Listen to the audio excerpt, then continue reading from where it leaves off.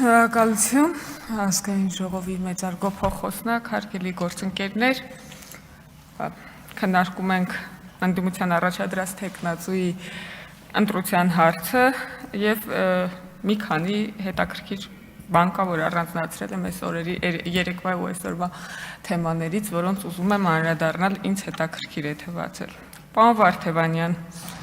ես ձեզնից մի քիչ նեղացած եմ, մի քիչ չէ, մի քիչ շատ, բայց կպատմեմ, թե ինչու։ Դուք երեք այստեղ ձեր հիմնական ելույթի ժամանակ խոսում եք կալանքը որպես խափանման միջոց քննարկելու, չքննարկելու մասին։ Ես իմ հիշելով Արսեն Թորոսյանից հետո երկրորդ պատգամավորն եմ, որ ինտենսիվորեն այս թեմայով խոսել եմ։ Երբ որ Տիկին Դատախազը այստեղ նստած էր, ես նույնիսկ հիշում եմ ինչ նախադասություն եմ ասել իր աչքերին նայելով, ասել եմ չի կարող այնպես պատահել, որ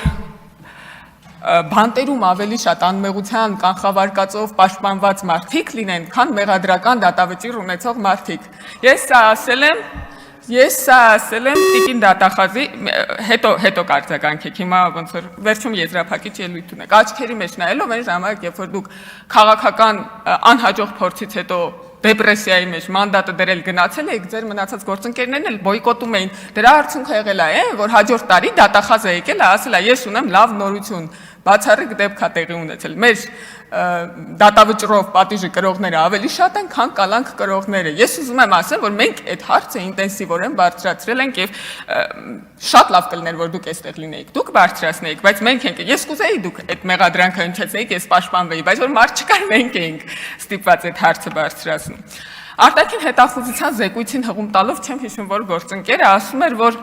Հայաստանի պետությունը ոչ մի բան չի արել 300,000 ադրբեջանցիների խոսույթի դեմ եւ ասում էր, որ արտաքին հետախուզության զեկույցում դա գրված է։ Տեղը կասեմ, որ սա պետական մարմին է, բայց մի կողմ թողնենք արտաքին հետախուզության մեր ստեղծած պետական մարմնի մասին այս խոսակցությունը եւ անդրադառնանք նրան, որ այդ նույն պետական մարմինը, այդ նույն ղեկավարով, այդ նույն կազմով դրանից 1 ամիս անց զեկույց է հրապարակել այն մասին, որ օտար երկրներ պատրաստում են միջամտել Հայաստանի ընտրություններին, որ ձեր կուսակցությունը ըստ երևույթին համագործակցելով օտար պետությունների հետախուզական ծառայությունների հետ այնտեղ աշխատող տնտեսական գործիչների վրա ճնշում է գործադրում, որ կան Հայաստանի ընտրություններին քվեարկեն ձեր կողմ։ Այդ զեկույցը դրանից մի ամիս հետո է հրապարակվել, այնպես որ երբ որ մի հաջորդ անգամ մի ձեռքում այս ադրբեջանցիների հետ կապված զեկույցը կթափահարեք, մյուս ձեռքում թափահարեք այն զեկույցը, թե ոնց եք օտար հետախուզական ծառայություններին հրավիրել մասնակցելու Հայաստանի ներքաղաքական պրոցեսներին։ Ձեր հարցը պատասխանի վերջին դրվագում խոսեցիք պարոն Քոչարյանի հետ, պարոն Քոչարյանի հետ շատ հետաքրքիր զրույց ստացվեց, ասում եմ միջազգային կառույցները զեկույցներում կողմնապահություն են անում, մոտավորապես այս տպավորություն ստեղծվեց, որ մենք ենք ասում միջազգային կառույցներին ինչ գրեն մեր մասին, բայց պարոն Քոչարյան դրանից մի ելույթ առաջ այստեղ կանգնած պարոն Քոչարյան, դուք ասում եք, որ ձեր անունը գրված է պետ դեպի զեկույցում որպես խնդիր։ Պարոն Քոչարյան, պետք է ընդունեք, որ այդ նույն զեկույցում պետդեպը գրել է, որ Հայաստանում քաղբանտարկյալներ չկան, Հայաստանում քաղբանտարկյալներ չկան, եւ եթե այս դրվագը հիշում եք ձեր անվան հետ կապված, մյուսն էլ պետք է հիշեք, թե չէ тут помню, а тут не помню, էլի, այդպես ոնց է շատ նման են նախորդ դրվագին։ Մի ուրիշ դրվագում պարոն Քոչարյանը ասում է, որ բա ինչ մարտի 1-ը արդարացնելով, ասում է, բա ինչ աներ պետությունը, հրավիրում էին զինվորականներին մասնակցելու շարժմանը, բարձրաստիճան զինվորականներին։ Պարոն Քոչարյան, էլի նույն բանն է ստացվում։ Ես կարող համաձայն չեմ ձեր հետ, բայց ընդունում եմ իգիտություն, որ ձեր մտածողությունը այդպիսին է, որ ժողովրդական շարժմանը զինվորականներին հանրապես պետք չէր հրավիրել եւ այլն։ Բայց երբ որ Միքայել arczepiskopos Աջապահյանը զինվորականներին ձեր հորը կոչ էր անում գտնել մի լոյալ զինվորական, որը կսպանի Հայաստանի վարչապետին, դուք չէիք դատապարտում նրան։ Դուք ասում եք, սա բան է, քաղբանտարկյալ է։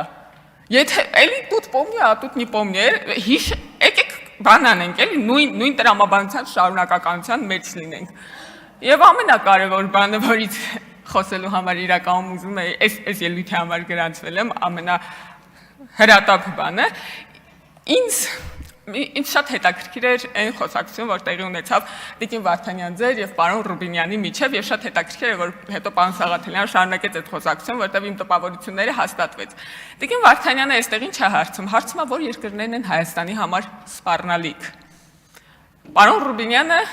իջնում է եւ պատասխանում, որ Ադրբեջանի հետ չկարգավորված հարաբերությունները, Թուրքիայի հետ չկարգավորված հարաբերությունները, Տիկին Վարդանյանը ժպիտով էր լսում սա, ինձ թվում է, եթե սխալվում եմ, ելույթ ունեք, կարող եք ուղղել, ուզում էր ասել, դու չես ասում Ադրբեջանը, դու ասում ես Ադրբեջանի հետ չկարգավորված հարաբերությունները, ասես թե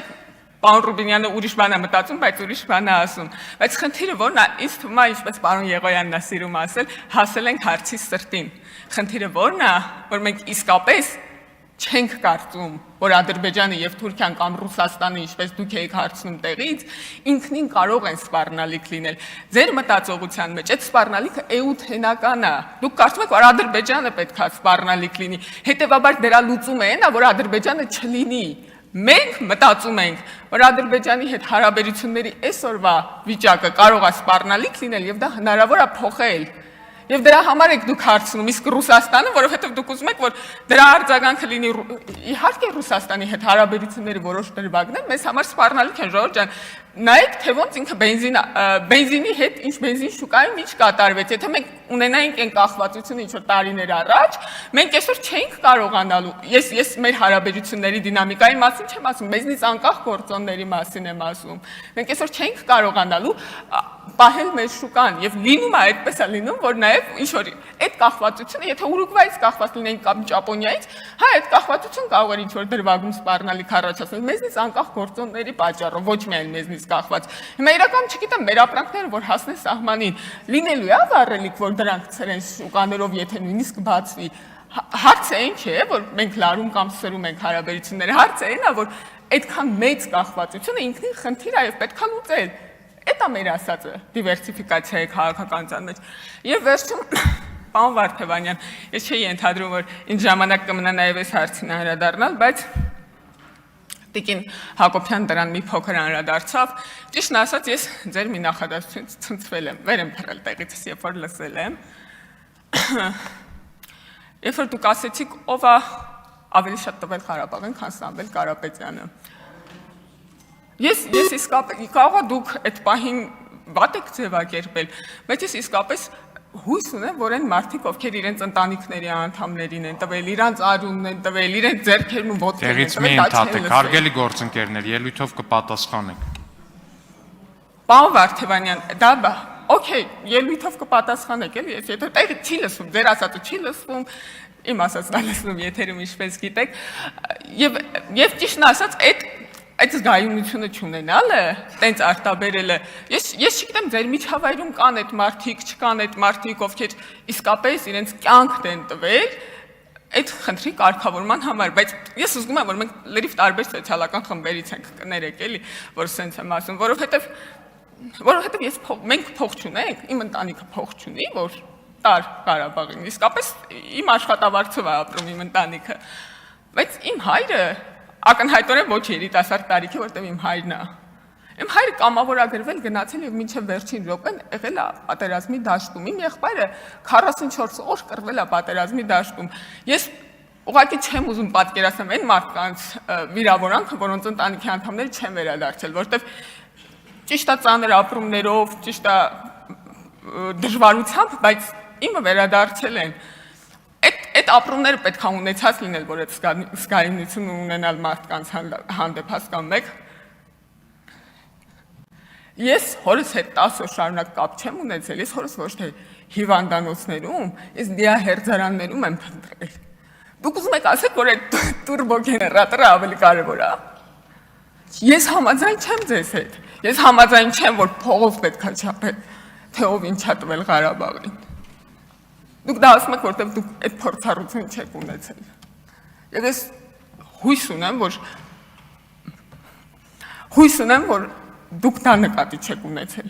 Ուղղակի այդ հույս ունեմ, որտեղ մարդիկ ձեզ լսում են։ Մարդիկ ձեզ լսում են։ Այն սոցիալական խմբի մարդիկ, որոնք իմ հարազատներն են, որոնց ես եմ պատկանում։